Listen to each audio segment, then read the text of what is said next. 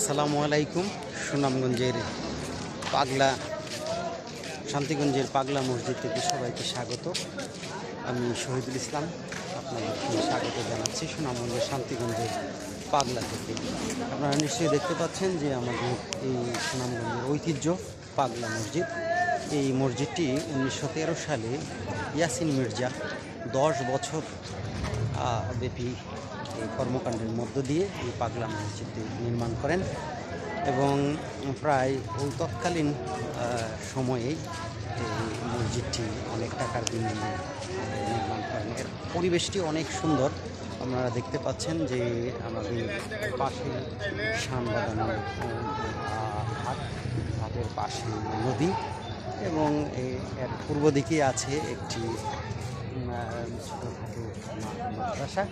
এই মাদ্রাসা আপনারা যদি আমি একটু উপরের দিক থেকে দেখাই মসজিদটি, এই মসজিদটি প্রায় 6 থেকে 7টি গম্বুজ উপরে আছে। আমি টোটাল বলতে পারছি না, তারপরেও আনুমানিক। সুতরাং এই মসজিদটি দর্শনীয় একটি জায়গা। আপনারা সুনামগঞ্জ আসলে অবশ্যই মসজিদটি দেখে যাবেন। আসসালামু আলাইকুম।